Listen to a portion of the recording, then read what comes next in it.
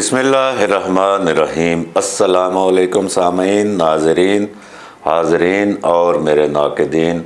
मेरा नाम है अख्तर तज़ीन और इस प्रोग्राम का नाम है सीन विद तज़ीन।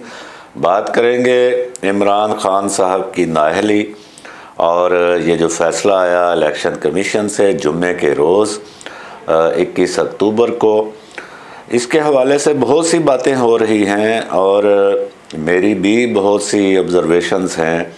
एक वीडियो में इनका अहाता नहीं किया जा सकता। मैं कोशिश करूंगा कि अपनी बात आप तक पहुंचाने की कोशिश करूं।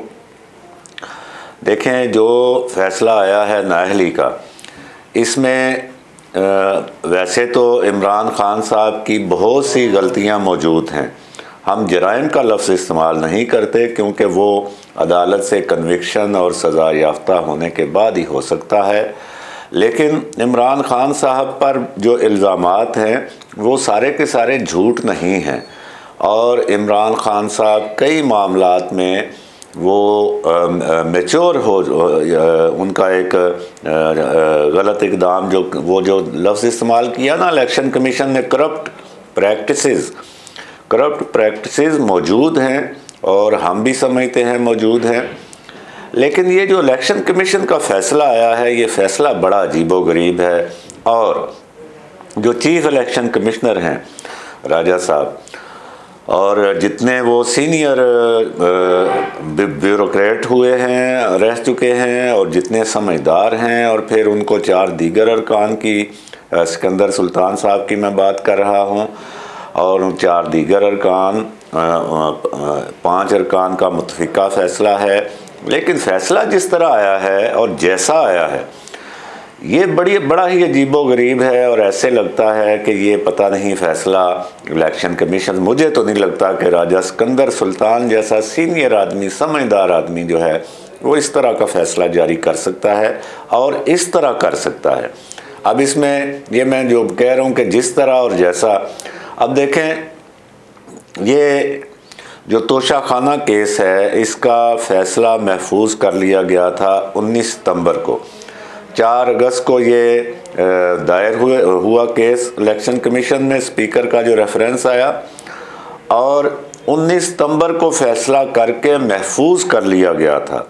और अभी मौजूदा बरसों में जो सियासत चल रही है, कम अज़ कम गुज़श्ता 2 दहाइयों से, उसमें ये बात साफ ज़ाहिर है कि जबकि मुकदमात की तारीखें लंबी डाली जाती हैं, जब फ़ैसले महफूज किए जाते हैं तो उसके पीछे क्या क्या खिचड़ियाँ पक रही होती हैं। और ये जो फ़ैसला आया है इसके पीछे भी हमें कोई खिचड़ी पकी हुई नज़र आती है। 19 सितंबर का महफूज फ़ैसला था और फ़ैसला जो आया है उसमें इमरान ख़ान साहब नाअहल हैं, यानी मौजूदा सीट से वो नाअहल हैं। 16 अक्टूबर को मुल्क में ज़िमनी इलेक्शन हुए 8 कौमी असम्बली के हलकों में, जिनमें 7 पर इमरान ख़ान साहब खड़े थे। जब 19 सितंबर जो है वो पहले फ़ैसला हो चुका था तो फिर उसको अनाउंस क्यों नहीं किया गया और 16 अक्टूबर को इलेक्शन भी क्यों करवाए गए जब उनको नाअहल करना मकसूद था। तो ये एक ऐसा बहुत बड़ा सवाल है कि जो राजा सिकंदर सुल्तान साहब और इलेक्शन कमीशन के, राजा सिकंदर सुल्तान साहब के माथे पर और इलेक्शन कमीशन के दरवाजे पर लग चुका है। अच्छा, दूसरी बात यह है कि आइन और कानून के मुताबिक इलेक्शन कमीशन ऑफ पाकिस्तान नाअहली की सिफारिश तो कर सकता है लेकिन ख़ुद नाअहली का फ़ैसला नहीं कर सकता, और वो सुप्रीम कोर्ट ही करेगी। और ख़ास तौर पर जब एक बड़ी पार्टी का बड़ा लीडर, जो मरकज़ी लीडर है, उसका मामला हो तो फिर तो बिल्कुल भी इलेक्शन कमीशन को इसमें बहुत मुहतात रहना चाहिए। तीसरी बात इसमें यह है कि अभी जो नाअहली का फ़ैसला दिया है इमरान ख़ान साहब को, ये नाअहली है भी नहीं, यानी ये नाअहली है और नाअहली नहीं बैक वक्त, ये 2 मुतज़ाद सूरतें हैं। यानी अभी अगर इमरान ख़ान साहब इलेक्शन लड़ना चाहें आज के दिन, कल के दिन, परसों के दिन, तो वो इलेक्शन लड़ सकते हैं। यानी उनकी जो मौजूदा जो सीट थी उस पर उनको नाअहल किया गया। ये भी एक अजीब सी बात है। और जो फ़ैसला जो जिस तरह का आया और जैसा आया, उससे ऐसे लगता है कि ये कहीं से आया है। ये सवाल ये है कि ये फिर कहाँ से आया है, और कहाँ से आया के पीछे वो जो मैंने खिचड़ी की बात की कि यहाँ पे फ़ैसले जो हैं, नवाज शरीफ की बारी भी ऐसा हुआ था। हमारे साथी रिपोर्टर जो कोर्ट्स को कवर करते हैं वो घंटों इंतज़ार करते रहे और बताया जाता था जी फ़ैसला लिखा जा रहा है। वो लिखा नहीं जा रहा होता था, वो फ़ैसला आ रहा होता था कहीं और से। तो अभी भी ये फ़ैसला कहीं और से आया नज़र आता है।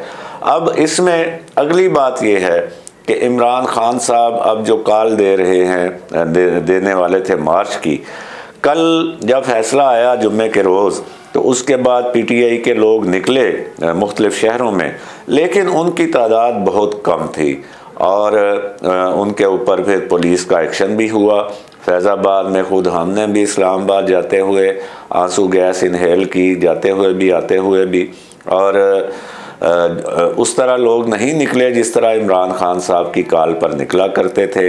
इससे ये बात साबित हुई है कि अगर पीछे हाथ ना हो तो फिर पीटीआई की मकबूलियत भी एक हवाई है। और इस हवाले से जो दोस्त कहते हैं जी आज इलेक्शन करवाएं तो 2/3 और 3/4, एक हमारे साहब ने तो यहाँ तक लिख दिया, हमने पब्लिश कर दिया क्योंकि हमारा अखबार सब के लिए है कि 3/4 अक्सरियत हासिल करेंगे। मेरा उनको मशवरा है कि वो ये ज़रा तादाद देख लें बंदों की। अब इसके बाद जो मार्च है, अभी आज ऐलान हुआ कि इमरान खान साहब इस जुम्मे को ऐलान करेंगे।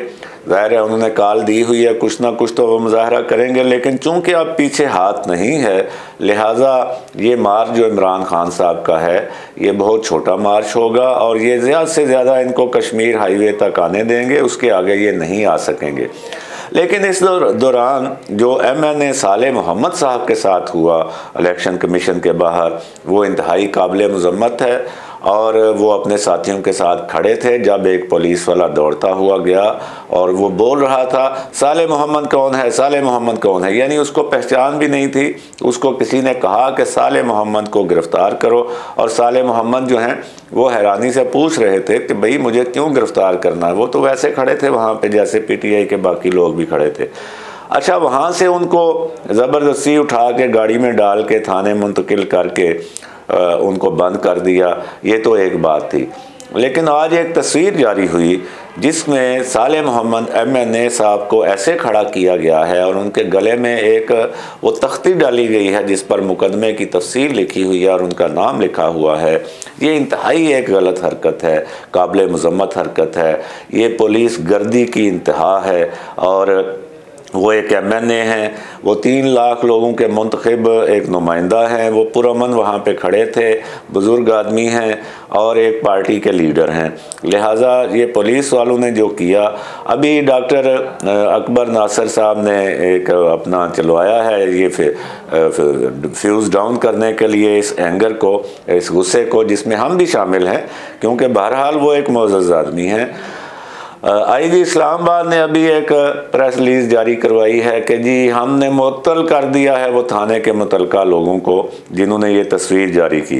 भाई मुअत्तली जो है ये कोई सज़ा नहीं होती। और दूसरा ये जो आपने जारी किया है मुअत्तली का और इंक्वायरी का कि SP ऑपरेशन इंक्वायरी, क्या इंक्वायरी करेंगे, सब कुछ सामने है। उनको गलत तरीके से उठाना और उनको इस तरह बस्ता बे के बदमाशों की तरह खड़ा करना और उनकी तजलील करना, ये साबित है सब कुछ। इसमें SP ऑपरेशन लेवल का अफसर क्या इंक्वायरी करेगा। हमारे ख्याल में जिन पुलिस वालों ने शाह से ज़्यादा शाह से वफादारी दिखाई है उनके ख़िलाफ़ कड़ी कार्रवाई बनती है। बसूरत दीगर हम भी यही कहने पर मजबूर होंगे कि जिस तरह इमरान खान के दौर में फाशिज़म चल रहा था, उसी तरह अब चूँकि मौजूदा PDM हुकूमत के पाँव जमने लगे हैं तो अब ये भी फाशिज़म की तरफ जाना शुरू हो गए हैं। आज के लिए इतना ही। आप सबका शुक्रिया। अल्लाह निगहबान। पाकिस्तान जिंदाबाद।